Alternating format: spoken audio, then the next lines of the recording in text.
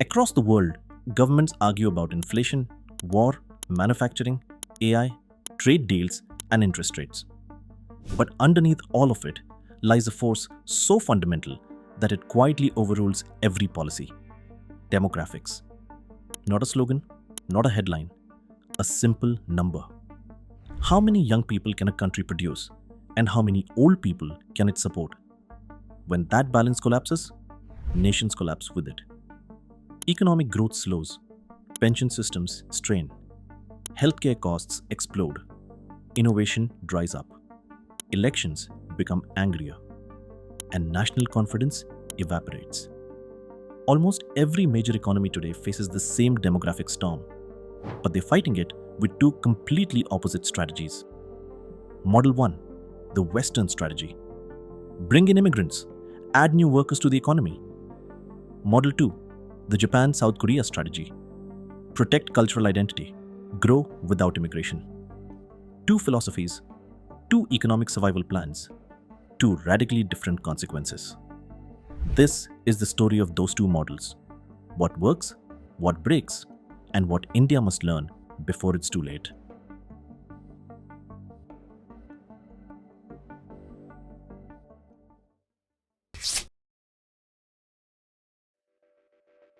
Every nation needs a strong working age population, typically between 15 and 64, to support children, retirees, and the machinery of the economy. But as families shrink and life expectancy rises, that foundation erodes. This crisis is already here. Japan's median age is nearly 50. South Korea's fertility rate is 0.7, the lowest ever recorded. Europe's workforce is shrinking. The US growth rate has collapsed. China is aging faster than any major economy in modern history. When fewer young people enter and more elderly depend on the system, the economy begins to suffocate. Governments face a nightmare: higher taxes, slower growth, political anger, aging voters, and collapsing welfare systems. There are only two ways out. You either bring workers in from outside, or you manage your economy with fewer people.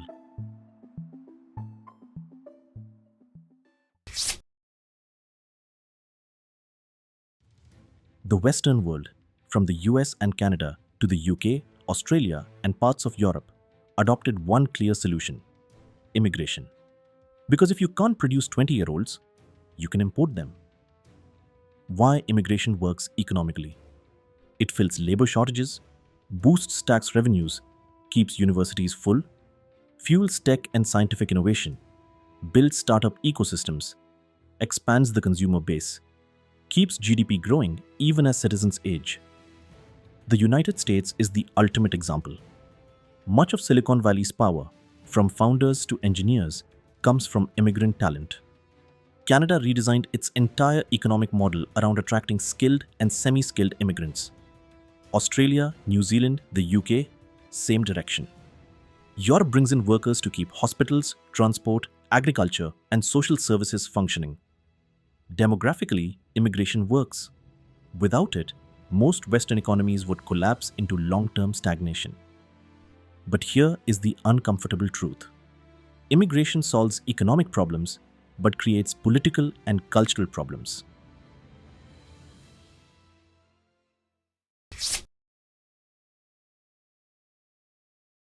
1. Cultural tension. Large inflows of diverse populations reshape the identity of societies. New religions, new languages, new customs. Some cultures absorb this change smoothly, some struggle intensely. France debates it every election. Germany wrestles with integration. The UK remains divided. The US argues about it every day. 2. Political polarization.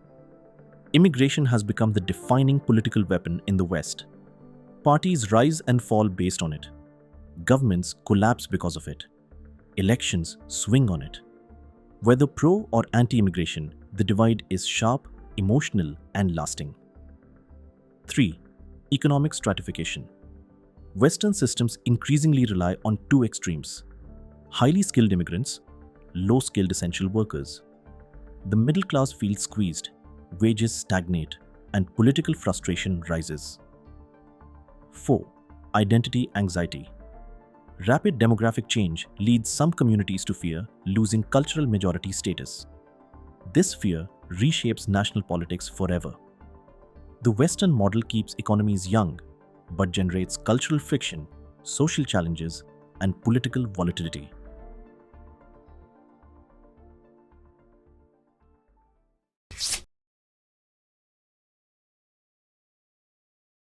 In contrast, Japan and South Korea chose the opposite route. We will protect cultural continuity, even if the population shrinks. To them, immigration isn't just an economic decision, it's a civilizational shift. Their solution? Automation, robotics, efficiency, technology, machines over migrants.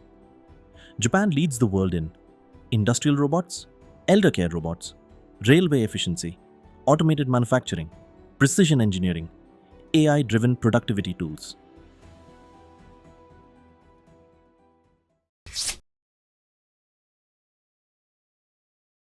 One, shrinking domestic market. Fewer people equals fewer consumers. Fewer homes bought, fewer children, fewer schools, fewer workers, fewer taxpayers. Japan loses nearly 600,000 people every year. Entire towns are emptying out. Demand is collapsing, and so is growth. 2. Aging means expensive. Old societies require massive welfare spending. Japan already spends 30% of its national budget on social security. South Korea is on the same trajectory. This forces governments into a loop. Raise taxes, burden workers, discourage families, fertility falls, aging accelerates, an economic death spiral. 3. Slowing innovation. Young people drive innovation. Startups, scientific breakthroughs, risks, all need youth. Slower scientific experimentation, weaker entrepreneurial culture. Japan and South Korea excel in manufacturing, but struggle with consumer tech innovation momentum. Japan's loneliness crisis is now a global case study. Millions live alone. Birth rates fall. Depression rises. Community life weakens. South Korea is already showing similar patterns. A society that shrinks becomes a society that isolates.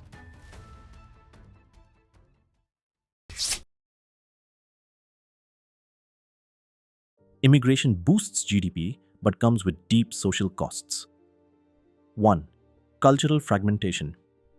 Rapid demographic change challenges national identity. Cities transform faster than citizens can adjust. Communities change abruptly. 2. Political polarization. Immigration divides governments and voters. From Brexit to US border tensions, it is the core political trigger. 3. Economic inequality. High-skilled workers flourish. Low-skilled workers struggle. Middle classes feel threatened. 4. Integration challenges. When integration fails, ghettos form, mistrust rises, social cohesion collapses. Some European nations openly question whether their model still works.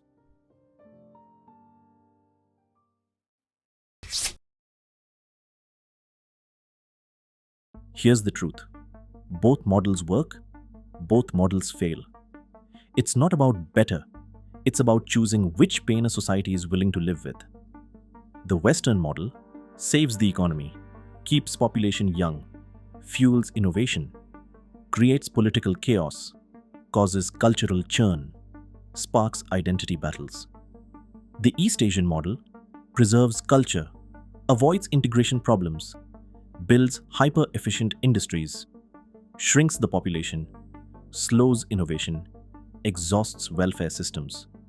No nation escapes demographic consequences. They only choose which consequences they can tolerate.